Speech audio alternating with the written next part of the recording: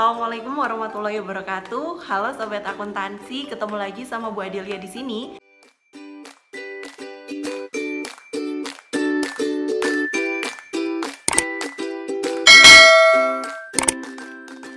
Nah, seperti pertemuan-pertemuan sebelumnya, kita sudah membahas komponen-komponen yang ada dalam neraca atau yang ada dalam laporan posisi keuangan. Kita sudah membahas tentang komponen neraca yang ada di kolom aktiva yang terdiri dari aset, baik itu aset lancar maupun aset tetap. Kita juga sudah membahas tentang kelompok pasiva, yaitu akun liabilitas atau utang. Nah, utang kemarin yang kita bahas adalah utang jangka pendek. Nah, sekarang dalam pertemuan kali ini kita akan membahas tentang utang jangka panjang atau liabilitas jangka panjang.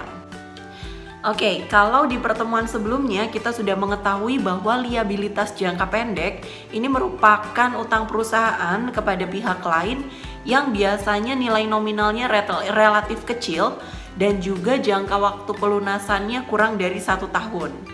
Sedangkan utang jangka panjang ini merupakan utang yang nilai nominalnya relatif besar dan juga jangka waktu pelunasannya biasanya lebih dari 1 tahun. Nah, salah satu contoh dari kelompok utang jangka panjang atau long term liabilities ini adalah utang obligasi. Nah, utang obligasi ini muncul biasanya dikarenakan perusahaan ingin menambahkan modal yang dimiliki, namun sudah tidak memiliki kemampuan untuk menerbitkan saham baru, sehingga mereka bisa menerbitkan surat utang atau yang biasa kita sebut sebagai obligasi.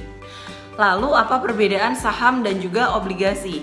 Nah, kalau di sini teman-teman yang sudah familiar dengan istilah saham pasti sudah mengetahui bahwa saham ini kita masukkan ke dalam kelompok ekuitas atau modal, di mana bagi orang yang memiliki saham suatu perusahaan, artinya orang tersebut merupakan pemilik dari perusahaan, namun dengan porsi tertentu. Apakah porsinya besar atau kecil itu tergantung dengan besaran persentase saham yang dimiliki.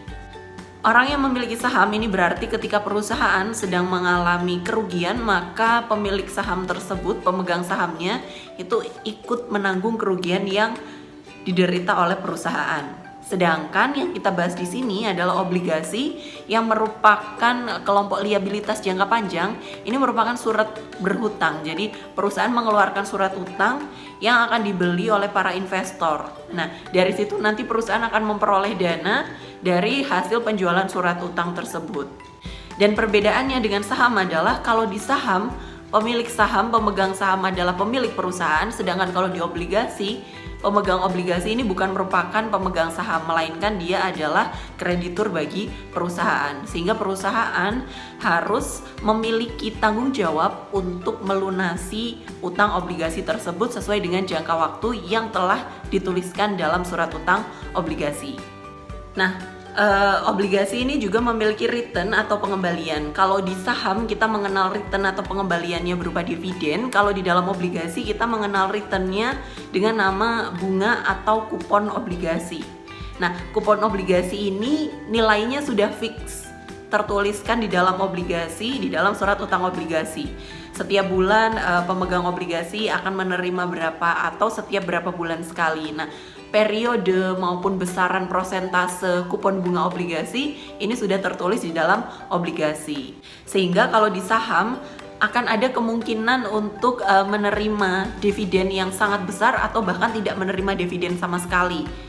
Sedangkan kalau di obligasi, jumlah return pengembalian dalam bentuk kupon bunga obligasi ini jumlahnya relatif sama karena sudah tertuliskan di dalam surat utang obligasinya.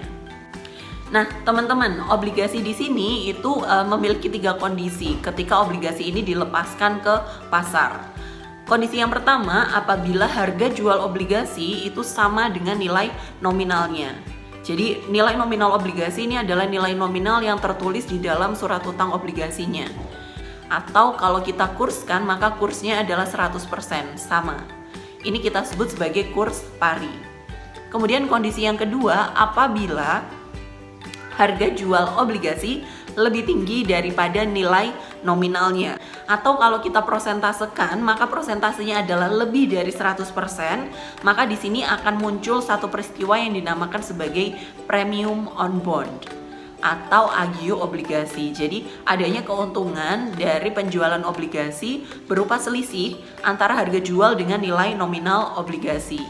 Misalkan nilai nominal obligasinya adalah 100.000 dan ketika dijual ke pasar obligasi tersebut ternyata laku di harga 110.000. Maka akan ada keuntungan berupa agio obligasi sebesar 10.000. Keuntungan ini disebut sebagai agio obligasi atau bisa juga disebut sebagai premium on bond.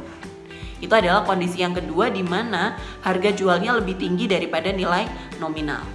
Sedangkan kondisi yang ketiga apabila harga jualnya lebih rendah daripada nilai nominal. Jadi nilai nominalnya adalah 100.000, ternyata setelah dijual ke pasar obligasi ini lakunya hanya di angka 90.000. Maka akan ada selisih negatif Rp10.000.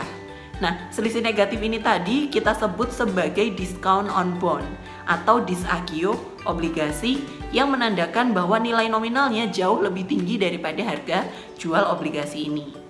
Nah, itu adalah 3 metode apabila harga obligasi ini telah ditentukan atau telah disepakati antara pihak penjual dan pembeli sehingga menghasilkan 3 kondisi tadi. Kurs pari, nilai nominal sama dengan nilai harga jual obligasi. Kemudian yang kedua premium on bond di mana harga jualnya lebih tinggi dari nilai nominal, dan yang ketiga adalah discount on bond di mana harga jualnya lebih rendah dari nilai nominal. Nah, itu apabila kursnya telah disepakati antara pihak penjual dan juga pihak pembeli. Sementara ada kondisi kedua di mana pihak penjual dan pembeli belum menyepakati kurs ini. Nah, apabila belum ada kesepakatan antara pihak penjual maupun pembeli terkait kurs harga jual obligasi ini, maka pihak penjual maupun pembeli dapat memperhitungkan bunga efektif.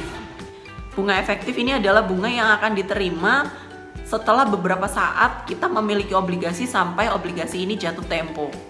Nah, untuk perhitungannya ada beberapa step yang harus dilakukan. Di antaranya adalah menghitung taksiran nilai sekarang, menghitung bunga efektif yang akan diterima, menghitung bunga per periode, sehingga kita bisa menentukan berapakah harga jual obligasi ini dan apakah obligasi ini nanti akan dibeli di atas nilai nominal atau obligasi ini dibeli di bawah nilai nominal atau jangan-jangan obligasi kita beli sama dengan nilai nominalnya.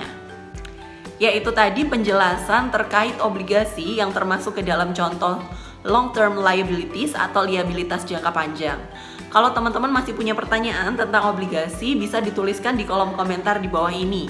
Nanti kita bisa diskusi bareng-bareng di sana. Wadah cukupkan pertemuan hari ini. Sampai ketemu di video selanjutnya. Terima kasih. Assalamualaikum warahmatullahi wabarakatuh.